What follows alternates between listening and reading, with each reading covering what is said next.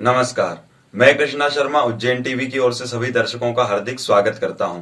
आइए बढ़ते हैं गत शनिवार से शुक्रवार तक की प्रमुख खबरों पर। साप्ताहिकी में गत शनिवार को कलावती यादव नगर निगम सभापति चुनी गई। उन्हें कांग्रेस की ओर से क्रॉस वोटिंग भी मिली। उज्जैन नगर निगम के निर्वाचित महापौर और पार्षदों का प्रथम सम्मेलन शनिवार सुबह 10:30 बजे प्रारंभ हुआ। सुबह 11 बजे निगम अध्यक्ष पद के चुनाव की प्रक्रिया प्रारंभ हुई थी। भाजपा के वार्ड क्रमांक 15 की पार्षद कलावती यादव और कांग्रेस के वार्ड क्रमांक 45 के पार्षद राजेंद्र कुवाल को अध्यक्ष पद का उम्मीदवार बनाया था। नगर निगम की सबसे सीनियर पार्षद कलावती यादव अध्यक्ष चुन ली गई। वे पार्षद का लगातार छठा चुनाव जीती हैं। उन्होंने 55 महापौर सहित में से 39 वोट प्राप्त किए हैं। एक वोट उन्होंने कांग्रेस पार्षद का भी प्राप्त किया। वे उच्च शिक्षा मंत्री डॉक्टर मोहन यादव की बहन है। पूर्व के 2 कार्यकाल में महापौर परिषद की सदस्य भी रह चुकी है। अध्यक्ष पद के चुनाव में उनका मुकाबला कांग्रेस के पार्षद राजेंद्र कुवाल से था।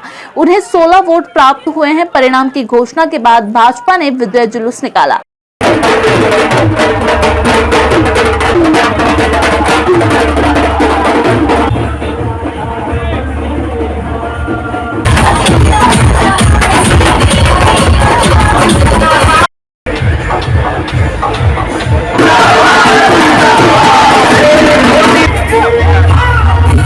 निश्चित रूप से भारतीय जनता पार्टी को अपनी पूंजी से अधिक पूंजी प्राप्त हुई है। ये बहुत ही खुशी की बात है और ये भारतीय जनता पार्टी के काम का विश्वास है। सबका साथ सबका विकास जो नारा है, निश्चित रूप से ये उसका प्रतीक है।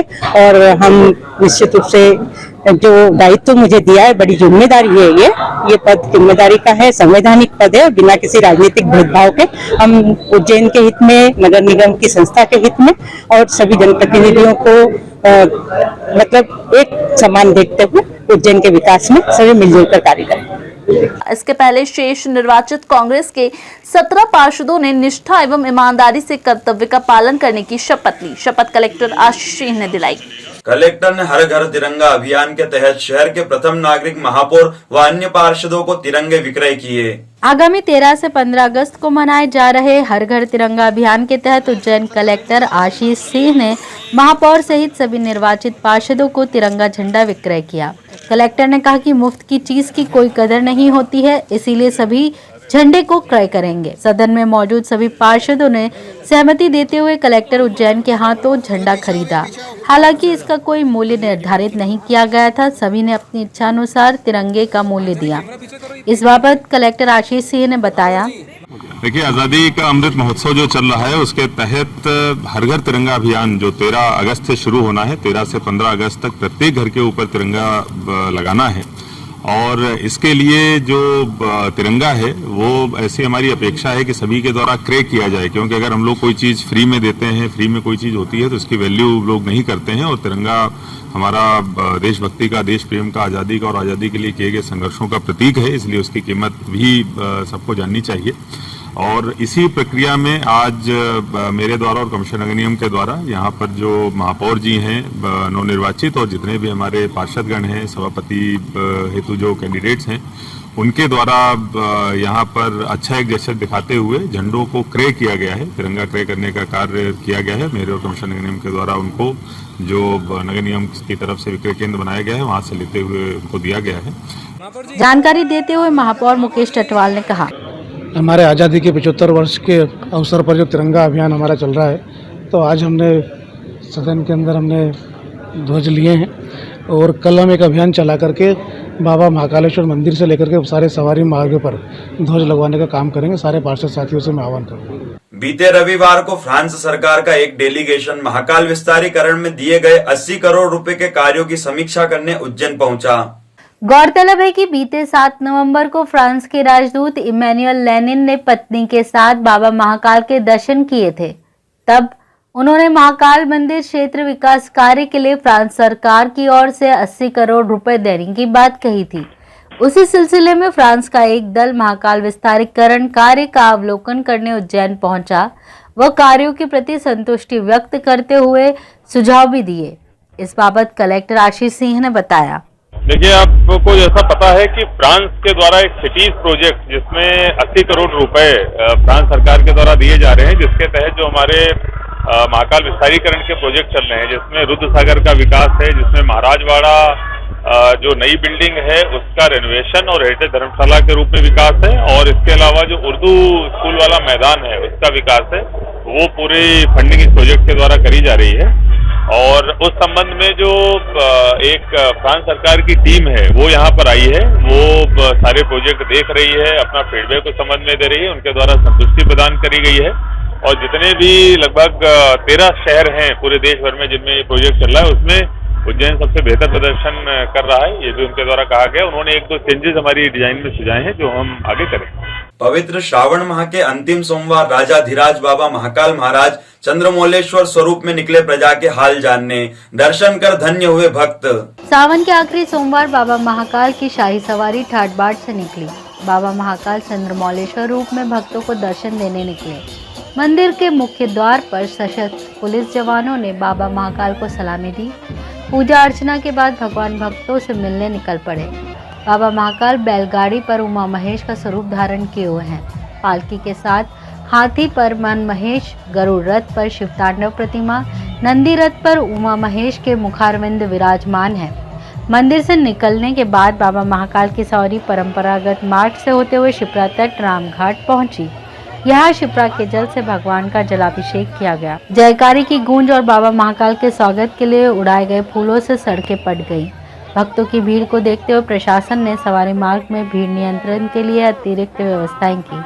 अब पूर्णिमा से भादो मास प्रारंभ हो जाएगा। इस महीने में बाबा महाकाल की 2 सवारी प्रमुख रहेंगी। इनमें अंतिम सवारी 22 अगस्त को शाही सवारी होगी। अंतिम सवारी का मार्ग करीब 5 किलोमीटर लंबा होगा।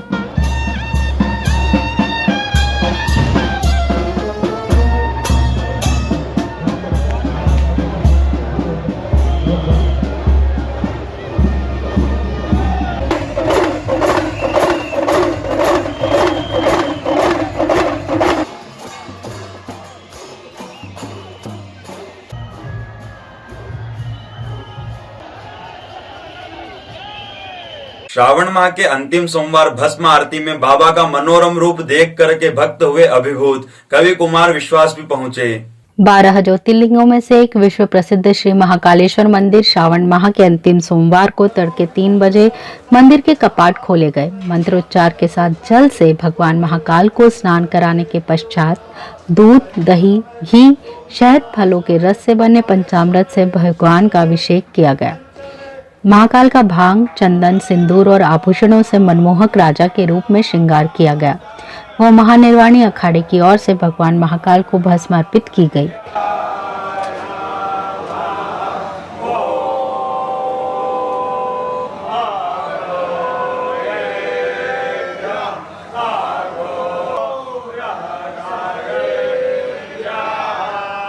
भगवान को आरती के पूर्व मस्तक पर तिलक, रजत का त्रिशूल, त्रिनेत्र और त्रिपुंड सहित शेषनाग का रजत मुकुट धारण कर रजत की मुंडमाला और रजत जड़ी रुद्राक्ष की माला के साथ सुगंधित पुष्प से बनी फूलों की माला अर्पित की गई। फल और मिष्टान का भोग लगाया गया। भस्म आरती में बड़ी संख्या में पहुंचे श्रद्धालुओं ने बाबा महाकाल का आशीर्वाद लिया। तड़के संपन्न भस्म आरती में भारत के प्रसिद्ध कवि, वक्ता और सामाजिक राजनीतिक कार्यकर्ता कुमार विश्वास भी पहुंचे। उन्होंने अपना अनुभव साझा करते हुए कहा, ये कोई किसी का पुण्य फलित होता है जब सावन में महाकाल के दर्शन हो, और पुण्य फलित होता है कि सोमवार में सुबह ही सुबह भस्म आरती में दर्शन हो, और पुण्य फलित होता है कि एकादशी हो। तो मुझे लगता है कि ये ज़्यादा पुण्यों का एक समूह इकट्ठा हुआ है, जो आज मेरी दोनों पुत्रियां, मेरी पत्नी, हमने सपरिवार भगवान महाकाल के दर्शन किए हैं। और अद्योपरांत अब रुद्राभिषेक है, तो उज्जैनी तो ऊर्ध्वगामिनी विजय यात्रा है। तो कोरोना के बाद काल के देवता के चरणों में पूरी प्रकृति की ओर से मैं प्रणाम करने के लिए आया हूँ। नोएडा से आई प्रांजलि श्रीवास्तव तो बाबा का मनोहारी रूप देखकर अभिभूत हो गयी। आज हम सावन के 4थे सोमवार में दर्शन करने आए हैं। यहाँ पे बहुत ही अच्छा लगा, बहुत ही भीड़ थी, बट तभी दर्शन बहुत अच्छे से हो गए। उनका शिवलिंग देख के, मतलब उनकी लाल आंखें देख के, तो मतलब अभी भी वो फोटो हमारे दिमाग से जा ही नहीं रही है। मतलब उनकी जो रूप आरती के टाइम जो उनका वो आया, मतलब जो उनका रूप आया, आंखें लाल एकदम, वो अभी तक मेरी आंखों से मतलब वो बस गई हैं, मतलब बहुत ही ज़्यादा अच्छा लगा वहाँ पे। संयुक्त राष्ट्र संघ द्वारा घोषित विश्व आदिवासी दिवस पर विभिन्न तहसीलों से आए आदिवासियों ने पारंपरिक वेशभूषा में निकाली महारैली।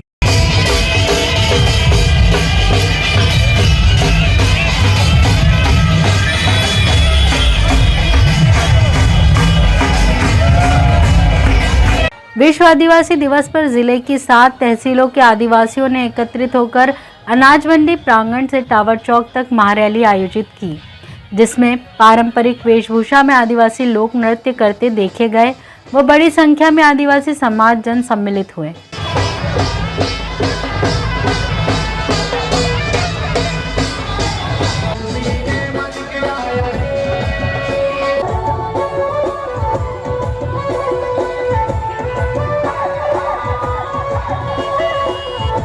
इस बाबत समाज अध्यक्ष शंभू सिंह चौहान ने बताया, ये हमारा आदिवासी दिवस है 9 अगस्त को संयुक्त राष्ट्र महासभा द्वारा सन 1994 में ये विश्व आदिवासी दिवस घोषित किया गया था। उसके उपलक्ष्य में हम हर वर्ष की तरह इस वर्ष भी मध्य प्रदेश के संपूर्ण जिले में 9 अगस्त को विश्व आदिवासी दिवस मनाते हैं, जो कि हम उज्जैन जिले के समस्त ग्रामीण क्षेत्र और तहसील क्षेत्र के निवासी आज 9 अगस्त को विश्व आदिवासी दिवस हमारे उज्जैन जिले में मना रहे हैं। और इस दिवस के उपलक्ष्य में हम महारैली का आयोजन कर रहे हैं ताकि हमारे समाज में जागरूकता आए, शिक्षा का स्तर बढ़े और समाज में एकजुटता आए।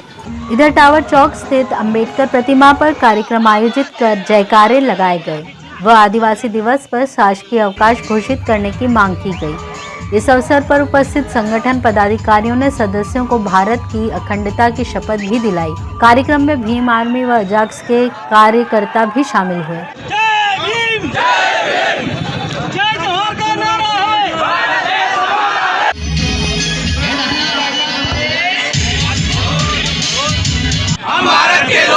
भारत को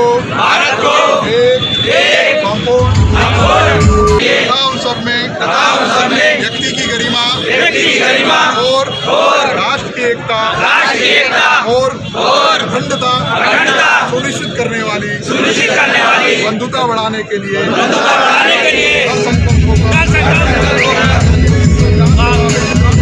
मुहर्रम पर्व पर मुस्लिम समुदाय ने शहर के प्रमुख मार्गों से निकाले ताजिए। बड़ी संख्या में सम्मिलित हुए संप्रदाय के लोग। इस्लामिक मान्यताओं के अनुसार पैगंबर मोहम्मद साहब के पोते हजरत इमाम हुसैन और बादशाह यजीद की सेना के बीच जंग हुई थी। जंग में बादशाह यजीद की सेना द्वारा हजरत इमाम हुसैन और उनके परिवार को उनके सेनाओं के साथ शहीद कर दिया गया था। मान्यताओं के मुताबिक मुहर्रम के महीने में 10वें दिन ही इस्लाम की रक्षा के लिए हजरत इमाम हुसैन ने अपनी जान कुर्बान कर दी थी। इसीलिए हर वर्ष महीने के 10वें दिन मुहर्रम मनाया जाता है। मुस्लिम संप्रदाय के लोग ताजिया निकालते हैं। ये लकड़ी, बांस और रंग बिरंगे कागज से सजे हुए होते हैं, जो हजरत इमाम हुसैन के मकबरे का प्रतीक माने जाते हैं। इसी जुलूस में इमाम हुसैन के सैन्य बल के प्रतीक स्वरूप अनेक शस्त्रों के साथ युद्ध की कलाबाजियां दिखाते हुए लोग चलते हैं। मुहर्रम के जुलूस में शोक धुन बजाते हैं और शोक गीत मरसिया गाते हैं। लोग इस जुलूस में अपनी छाती पीटकर इमाम हुसैन की शहादत को याद करते हैं।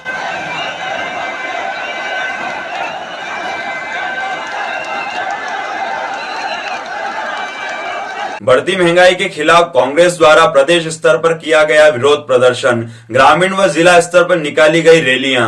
प्रदेश स्तर से मिले निर्देश के बाद उज्जैन जिला कांग्रेस ने भाजपा सरकार द्वारा दिन प्रतिदिन रसोई गैस, खाने का तेल, डीजल, पेट्रोल व समस्त जरूरत की वस्तुओं के मूल्य वृद्धि व बेरोजगारी के विरोध में घटिया विधायक रामलाल मालवी और जिला कांग्रेस अध्यक्ष कमल पटेल के नेतृत्व में ग्राम सोडंग से गूड़ा तक विशाल पदयात्रा निकाली, जिसमें बड़ी संख्या में कांग्रेसी शामिल हुए। यात्रा में पूर्व जिला पंचायत अध्यक्ष करण कुमारिया, विजय सिंह गौतम, विजय सिंह पटेल व जनपद उपाध्यक्ष नासिर पटेल भी सम्मिलित थे। 9 अगस्त से 15 अगस्त तक पूरे देश में अखिल भारतीय कांग्रेस कमेटी के अध्यक्ष श्रीमती सोनिया गांधी जी, प्रदेश अध्यक्ष और पूर्व मुख्यमंत्री माननीय कमलनाथ जी ने हम लोगों को आदेशित किया है। उनके नेतृत्व में पूरे प्रदेश में आज ये महंगाई, भ्रष्टाचार और बेहताशा बेहताशा इसलिए कह रहा हूँ कि बेरोजगारी भी इस कदर बढ़ गई है पूरे प्रदेश में, एक भी युवाओं को रोजगार नहीं मिल पा रहा है। तो महंगाई कम की जाए, किसानों के माल का उचित दाम दिया जाए, उसके लिए हम लोगों ने ये आज पदयात्रा निकाली। सोडंग से लगाकर गुड़ा तक हम लोगों ने 17 किलोमीटर की पदयात्रा आज की है। उस पदयात्रा के माध्यम से हम लोग किसानों को और आम जन को जागरूक कर रहे हैं कि आने वाले समय में भारतीय जनता पार्टी के नेता है तो उनसे इस बात का हिसाब जरूर पूछे। यात्रा में किसान नेता अशोक जाट ने गले में प्याज की माला डालकर अपना अनोखा प्रदर्शन दर्ज करवाया। किसान नेता का कहना है कि सरकार द्वारा किसानों को प्याज और लहसुन का दाम नहीं दिया जा रहा, जिससे किसानों की हालत दिनों दिन खराब होती जा रही है। किसानों का लागत तो दूर की बात है, मंडी ले जाने तक का भाड़ा भी नहीं निकल रहा। आसमान छू रहे हैं, लेकिन किसान भाइयों की फसलों का उन्हें रेट नहीं मिल रहा है। इसलिए आज हमारे आदरणीय विधायक जी के साथ में समस्त कांग्रेस पार्टी के कार्यकर्ताओं ने यह पैदल मार्च निकाला है। यहाँ तक हम सरकार को चेताना चाहते हैं कि अगर जिस प्रकार से जो महंगाई बढ़ रही है आज वह कम नहीं हुई और किसानों की जो फसलों के दाम आज जिस प्रकार से किसान आत्महत्या करने के लिए मजबूर है, अगर उनकी फसलों के दाम नहीं सुधारे गए और उनकी बढ़ोतरी नहीं हुई है तो हम यह आंदोलन, यह इस प्रकार की पद यात्रा पूरे भारत में निकलेगी। इधर मूल्य वृद्धि व बढ़ती महंगाई के विरोध में युवा कांग्रेस अध्यक्ष भरत शंकर जोशी द्वारा गांधीनगर चौराहे से इंदिरा नगर चौराहे तक महंगाई यात्रा निकाली गई। युवा कांग्रेस के साथियों ने जब से मोदी सरकार आई है कमर तोड़ महंगाई है के नारे लगाए तथा रसोई गैस सहित पेट्रोल, डीजल एवं सभी दैनिक उपयोग की वस्तुओं के दाम कम करने की मांग की।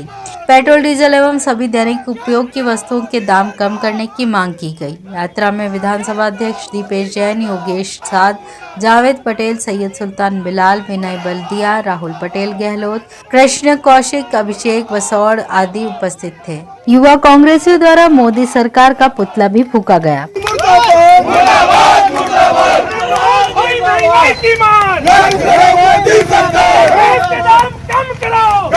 भाजयुमो राष्ट्रीय अध्यक्ष के महाकाल दर्शन के दौरान कार्यकर्ताओं ने खोया आपा, मंदिर प्रवेश को लेकर गार्ड्स की अभद्रता। बुधवार को सुबह भाजयुमो के राष्ट्रीय अध्यक्ष तेजस्वी सूर्या के आगमन पर बड़ी संख्या में युवा मोर्चा के कार्यकर्ता भी महाकाल पहुंचे। इस दौरान राष्ट्रीय अध्यक्ष सहित कुछ अन्य कार्यकर्ता गर्भगृह में चले गए। इसी दौरान जो कार्यकर्ता बाहर रह गए उन्होंने मंदिर के बैरिकेडिंग तोड़कर नंदी हॉल में घुसने का प्रयास किया। इसके कारण अफरा तफरी का माहौल बना। सुरक्षा गार्ड ने कार्यकर्ताओं को रोका तो उनके साथ भी धक्का मुक्की की गई। आखिरकार भारतीय जनता युवा मोर्चा के कार्यकर्ता सुरक्षा गार्ड और पुलिस कर्मियों से अभद्रता करते हुए नंदी हॉल में घुस गए। युवा मोर्चा के कार्यकर्ताओं और महाकाल स्टाफ के बीच मारपीट की भी जानकारी सामने आ रही है। फिलहाल इस मामले में कोई भी कुछ कहने को राजी नहीं। इस दौरान प्रदेश अध्यक्ष वैभव पवार और दूसरे पदाधिकारी भी वहां मौजूद थे।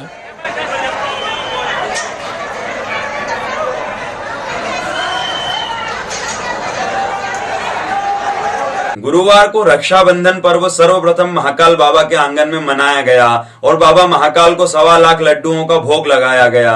श्रावण माह का अंतिम दिन व रक्षाबंधन पर्व होने के कारण महाकालेश्वर मंदिर में बाबा महाकाल की विशेष भस्म आरती की गई। भस्म आरती के पहले बाबा का पंचामृत अभिषेक व श्रृंगार किया गया और बाबा को भस्म चढ़ाई गई। इस दौरान भस्म आरती के लिए अनुमति लेने वाले श्रद्धालु बैरिकेड्स में पहले से ही बैठे थे।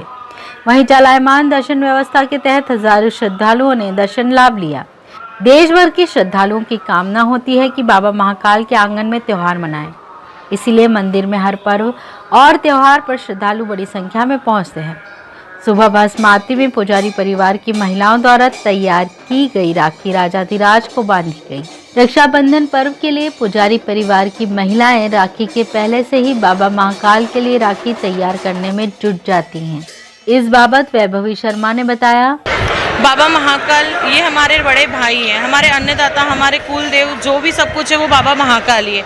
हम पुजारी परिवार की महिलाएं बाबा महाकाल को ये पहली राखी चढ़ाते हैं, उसके बाद ही हमारे भाई बहन का राखी बांधी जाती है। उसके बाद हम लोग भाई, हमारे बाबा महाकाल जो है उनका ही जो रक्षक है, सब कुछ बाबा महाकाल ही है। उसके बाद हम लोग बाबा महाकाल का 1.25 लाख लड्डू का वहाँ भोग लेते हैं, उसे सावन का सोमवार तोड़ते हैं। भगवान का श्रृंगार करने के बाद उन्हें राखी बांधी गई। झांझ मंजीरे, ढोल नगाड़े व शंखनाद के साथ बाबा की आरती की गई। भक्त आज के दिन का विशेष इंतजार करते हैं, इसलिए आज महाकाल के दरबार में सुबह से ही उत्साह और आनंद का माहौल रहा।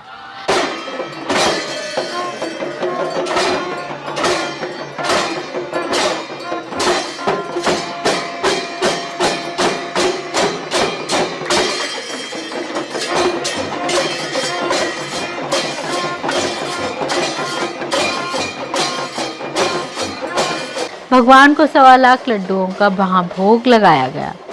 वह प्रत्येक दर्शनार्थी को लड्डू प्रसाद दिया गया।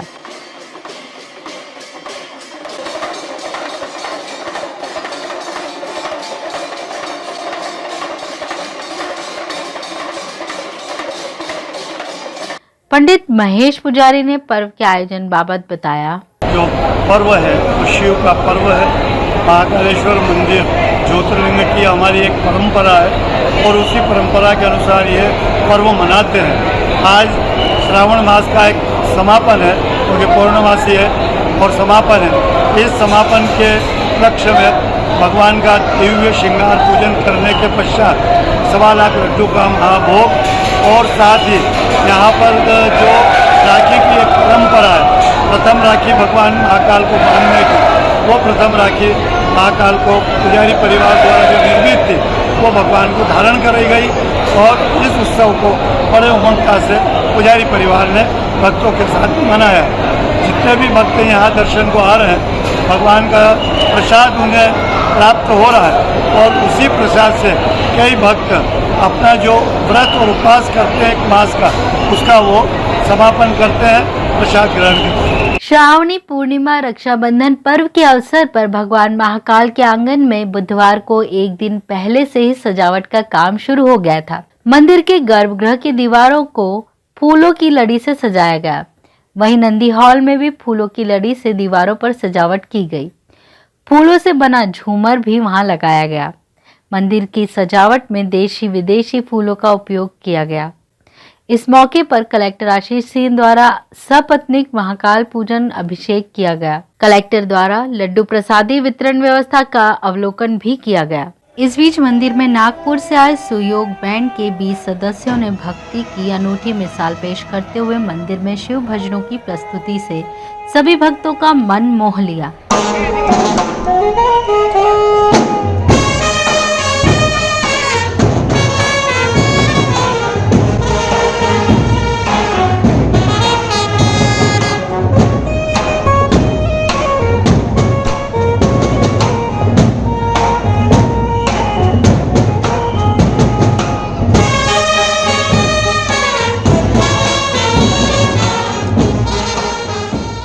शुक्रवार को हर घर तिरंगा अभियान के तहत नागझिरी स्थित 32वीं बटालियन एनसीसी व एनएसएस द्वारा तिरंगा यात्रा निकाली गई। 13 अगस्त से 15 अगस्त तक हर घर में तिरंगा अभियान के लिए लोगों में देशभक्ति का भाव जागृत करने पुलिस बल, एनसीसी छात्र व एनएसएस द्वारा दशहरा मैदान से शहीद पार्क, घास मंडी, पुलिस कंट्रोल रूम से होते हुए पुनः दशहरा मैदान तक तिरंगा रैली निकाली गई।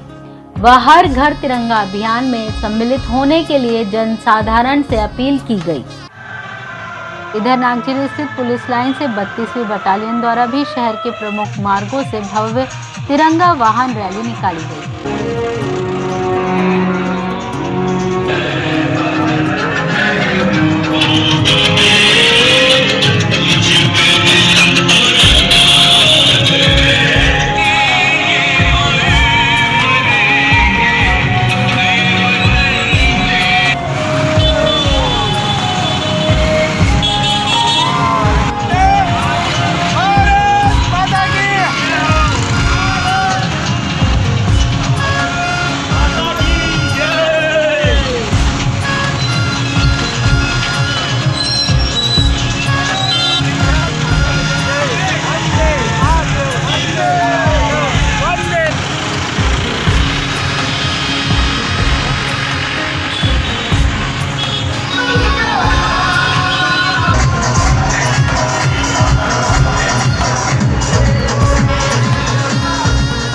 तो ये थी साप्ताहिकी में सप्ताह भर की प्रमुख खबरें। अगले शनिवार फिर मिलेंगे, तब तक के लिए नमस्कार।